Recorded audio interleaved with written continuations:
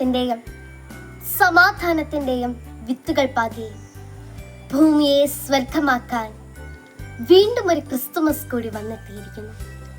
മഞ്ഞിന്റെ കുളിര്, നക്ഷത്രങ്ങളുടെ തിളക്കം, പുൽക്കൂടിന്റെ പുതുമ, പാതിരാ കുർബാനയുടെ പവിത്രത എന്നിവയൊക്കെ സമ്മാനിക്കുന്ന ഈ ക്രിസ്തുമസ് നാളുകൾ യഥാർത്ഥത്തിൽ പ്രകാശത്തിന്റെ ഉത്സവ ദിനങ്ങൾ തന്നെയാണ്.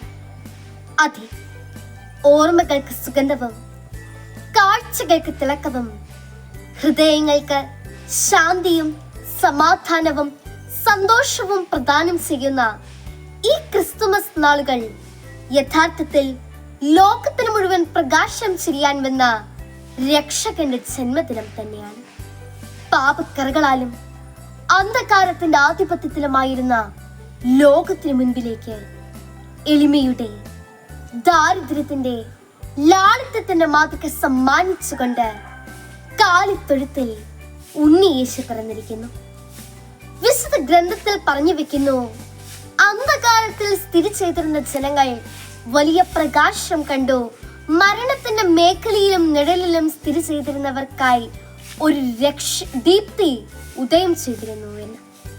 അതെ, ദുഃഖങ്ങളുടെ, സഹനങ്ങളുടെ, സാമ്പത്തിക പരാധീനതകളുടെ, ജീവിത വ്യഗ്രതകളുടെ അന്ധകാരം നിഴലിക്കുമ്പോൾ നമുക്ക് മുൻപിൽ പ്രതീക്ഷയുടെ, പ്രത്യാശയുടെ പ്രകാശം നൽകുവാനായിട്ട് ഉണ്ണി യേശു ക്രിസ്തുമസായി അവതരിച്ചിരിക്കുന്നു.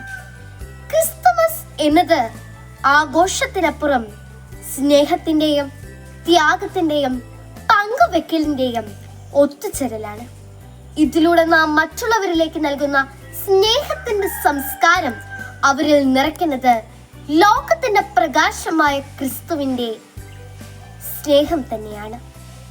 ലോകത്തിന് മുഴുവൻ നന്മ ചെയ്യാനായിട്ട് ദൈവം മനുഷ്യനായി അവതരിച്ച ഈ ക്രിസ്തുമസ് മാനവികതയുടെ അനിവാര്യതയെ ഓർമ്മപ്പെടുത്തുന്ന പൊൻ സുദിനം തന്നെയാണ്. 1000 പുൽക്കൂട്ടിൽ ഉണ്ണി പിറന്നാലും എന്റെ ഹൃദയത്തിൽ ഉണ്ണി പിറന്നില്ലെങ്കിൽ എന്ത് പ്രയോജനം?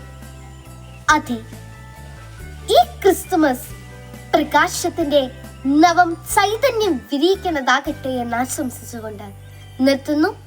ജയ് മിഷൻ.